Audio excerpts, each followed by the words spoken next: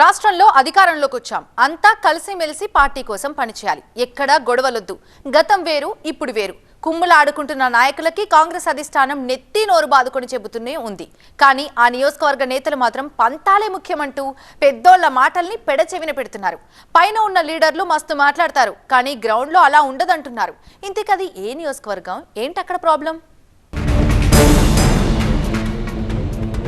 పంతం నీదా నాదా, ఎవరి మాట వినేదే లేదా? దుబ్బాకలో సీన్ మారదా? ప్రతిపక్షంలో ఉన్నప్పుడు తన్నులాటే, అధికారంలోకి వచ్చాక కూడా కుమ్ములాటే. అసెంబ్లీ ఎన్నికల్లో ఆ సీటు ఓడిపోయినా అక్కడి నేతల తీరు మారలేదు. దుబ్బాక నియోజకవర్గం ఒకప్పుడు కాంగ్రెస్ పార్టీ కంచుకోట. తెలంగాణ ఉద్యమంలో కూడా ఇక్కడ కాంగ్రెస్ పార్టీ గెలిచింది. మాజీ మంత్రి చెరుకు ముత్యంరెడ్డి ఉన్నన్ని రోజులు దుబ్బాకలో కాంగ్రెస్ హవానే నడిచింది.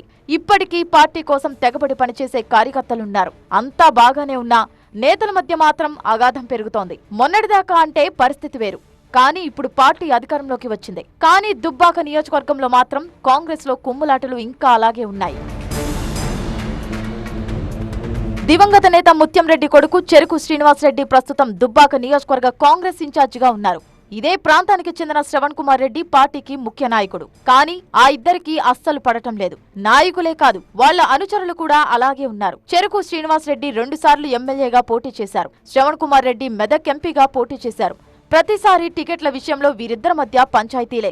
కాంగ్రెస్ అధిష్టానం ఏదన్నా కార్యక్రమానికి పిలుపు ఇస్తే దుబ్బాకలో మాత్రం ఇద్దరు వేరువేరుగానే చేస్తూ వచ్చారు. విపక్షంలో ఉన్నప్పుడు నీకు నీవే నాకు నేనే అన్నట్టు ఉన్న నేతలు పార్టీ అధికారంలోకి వచ్చాక కూడా ఎవరి దారి వారిదన్నట్లు వ్యవహరిస్తున్నారు.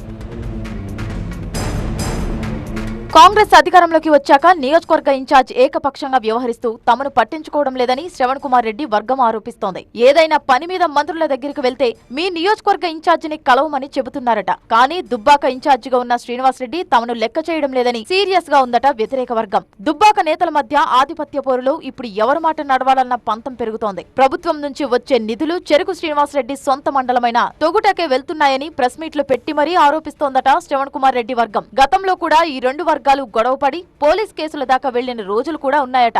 అధికారంలోకి రావటంతో పాతవన్నీ మరిచి కలిసిపోతారనుకుంటే కుమ్ములాటల్లో కొత్త ఎపిసోడ్ చూపిస్తున్నారంటుంది కాంగ్రెస్ కేడర్. సిద్దిపేట జిల్లాలో కాంగ్రెస్ పార్టీకి కాస్త పట్టున్న నియోజకవర్గం దుబ్బాకే. ఒకవైపు ఎంపీ ఎన్నికలు దగ్గర పడుతున్న సమయంలో పార్టీకి పట్టున్న నియోజకవర్గాలపై ప్రత్యేక దృష్టి పెడుతోంది కాంగ్రెస్ నాయకత్వం. పార్టీకి బలమున్న చోట మెజార్టీ ఓట్లు దక్కించుకోవాలన్న వ్యూహంతో ఉంది. కానీ దుబ్బాక కాంగ్రెస్ లో కుమ్ములాటలు పార్టీ పెద్దలను కలవరపెడుతున్నాయి. ప్రభుత్వంలో ఉన్నాం, ఇకనైనా కుమ్ములాటలు పక్కన పెట్టమని అధిష్టానం చెబుతున్నా వినిపించుకోవడం లేదట దుబ్బాక నేతలు. అధిష్టాన పెద్దలు నేతల మధ్య సయోధ్య కుదర్చకపోతే పార్లమెంటు ఎన్నికల్లోనూ వర్గపోరుతో నష్టమేనంటోంది దుబ్బాక కాంగ్రెస్ కేడర్.